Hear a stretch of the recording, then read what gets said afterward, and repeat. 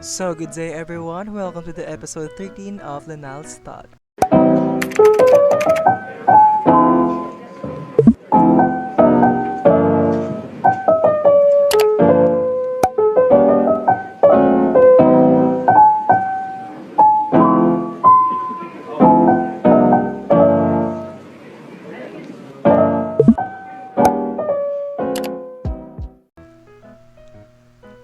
So, for today's video, we're going to talk about the security. So, very familiar tayo when it comes sa mga security. Security means, ito yung sinisecure natin lahat ng mga bagay, lahat ng mga importante, at lahat ng mga confidentials na dapat hindi kailangan i-share and dapat hindi ma-exploit. So, very familiar to sa mga IT students and sa mga nasa company or company workers. So, maging maingat po tayo lagi. So, ito. Next is about security. So ano nga ba yung security? Security is the practice of protecting computers, servers, mobile devices, electronic systems, network, and data from malicious attacks is known as cyber protections. It is also known as electronic information security or information technology security. For a good purpose, cybersecurity is one of the top priorities for most companies. Cyber threats are affecting companies of all sizes from small mom and pop shops to big corporation like eBay. So, katulad ng sinabi ko kanina, ang security is very familiar kapag when it comes sa mga companies kasi sila yung mga nakakapag-provide ng mga datas at mga informations na dapat kailangan hindi sinishare or sa madaling salita is confidential. So, maraming kinagagamitan ng mga security katulad na lamang nung sa types ng security. Mamaya pag-uusapan natin katulad ng types of security. Katulad ng mga malicious virus, malicious attacks, or phishing, etc. So, next is ito. What is types of security nga daw? So, we have two to discuss. So, first is perimeter security and the second is intranet security. So, first, let's talk about the perimeter security. So, perimeter security. So, ano nga daw yon? The perimeter protection solution is the first form of cybersecurity solution your company should have. This form of solution acts as a firewall between your network on the internet. Mobile devices, cloud technologies, and online services open up a slew of new possibilities for businesses. These innovations, on the other hand, increase the number of solutions and resources that must be kept safe. When there is a large number of links, it is possible for a single piece of malware to infiltrate and spread across the entire network. To combat such threats, you'll need to set up a perimeter protection system that protects critical data, software, and services. So, very clear naman yung pagkaka-explain nito. So, mamaya pag-uusapan din natin kung ano yung mga examples ng perimeter security natin. So, yung perimeter security daw is such as firewall or IPS and spam protection. So, yan. Ito yung examples of perimeter security. So, first is a firewall. A firewall is a network security system that monitors and controls incoming and outgoing network traffic based on predetermined security rules. A firewall is typically establishes a barrier between a trusted network and untrusted networks such as the internet. So, ang purpose ng firewall is to prevent na makapasok yung mga ibang information or ibang untrusted network doon sa trusted network natin. So, minimal to sa mga laptop natin. So, yung mga laptops and mga mobile devices natin, meron siya mga built-in na firewall. So, para kapag may mga pumasok na mga untrusted network, naharangan ito at nafi-filterize siya kapag papasok siya doon sa firewall. Yan. So, next is the IPS or the Intrusion Prevention System. Is a network security or threat prevention technology that examines network traffic flows to detect and prevent vulnerability exploits. So, very familiar siya when it comes sa mga companies kasi sinabi dito to prevent vulnerability exploits. So, para hindi makita yung mga bugs or ng isang company para hindi siya ma-exploit or mailabas yung bug na yon, para kapag kasi yung nagkaroon ng bug sa isang system ng isang company, madali siyang atakihin ng mga cyber threat kagaya ng mga hacking, malware, yon, mga virus, katulad ng mga ganun. So dapat ang IPS is to prevent the threat or prevention sa mga technology that examines network traffic flows to detect and prevent vulnerability exploits. So that's it. Um, let's go for the spam protection naman. So spam protection is an essential part of managing business email.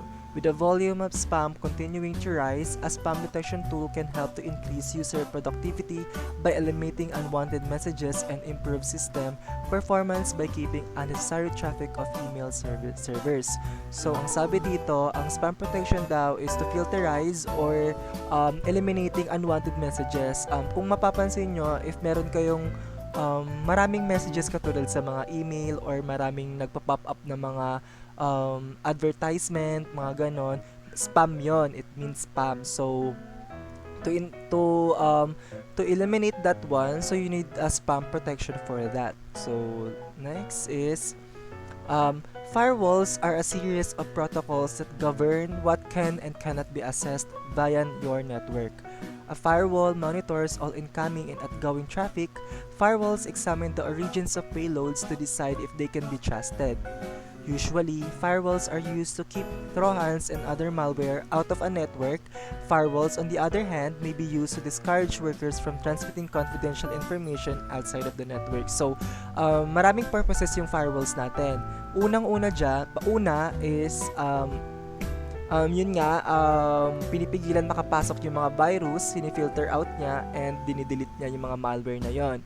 Pangalawa ay dinidiscourage yung mga workers na mag-disseminate or mag-transmit ng mga confidential information outside of the network para no exploitation ang mangyayari. Yan. Next is the biggest drawback of firewalls is that they can be bypassed if hackers send trusted payloads to avoid detection. As a result, in addition to your firewall, you can use an intrusion prevention system, IPS. An intrusion prevention system is a tool for detecting malicious network behavior, or IPS search for patterns in files, program, IP addresses, and network packets that could indicate an intrusion using anomaly-based detection. Even if the intrusion comes from a trusted source, an IPS will detect it. The Intrusion Prevention System, or IPS, is a valuable tool for detecting hackers who modify existing malware to avoid detection. To prevent malware from spreading across your device, use an IP to destroy your quarantine malicious payload. So, meron dong drawback din yung firewalls. Syempre, lahat naman may mga drawbacks. So, by that, pag may mga drawbacks, we need an intrusion prevention system, or IPS. By this, di siya nafi-filter out like nadidetect niya yung mga pumapasok na mga IP address, mga programs, mga codes na pumapasok dun sa network na yun from untrusted network. So, that's it.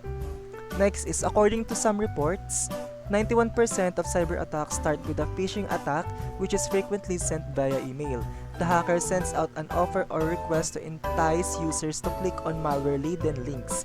Spam solutions operate by flagging emails and filtering advertisements so that workers aren't exposed to potentially harmful or irritating emails. Some spam solutions have secure browsing function that checks at the URL's destination to make sure it's safe. So, from this, according daw dito, 91% of cyber attacks is galing sa mga phishing.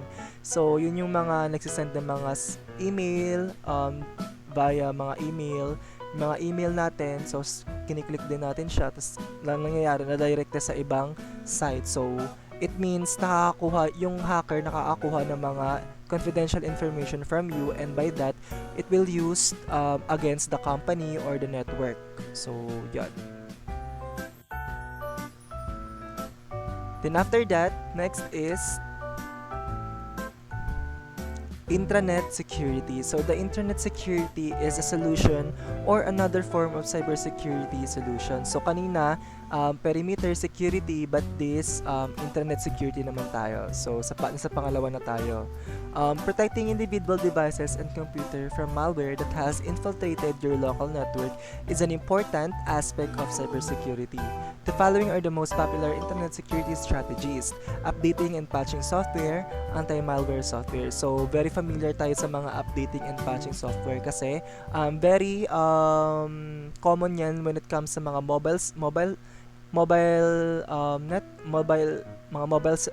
phones and mga laptop kasi um, sobrang relevant kapag nag-a-update kasi it means yung mga security nun ina-update din, so para hindi ma-attack ng mga virus or ng mga hacker and hindi nila ma-access yung mga information mo inside the computer. Yung anti-malware naman is to prevent or avoid the makapasok yung malware doon sa laptop mo to destroy some of your files or makapag-exploit ng mga information from your company and your information from your laptop. So by that, kailangan natin ng anti-malware software and updating and patching software. So yeah, that would be all. So this is Lenal'S thought and you are watching the episode 13. So thank you for your attention.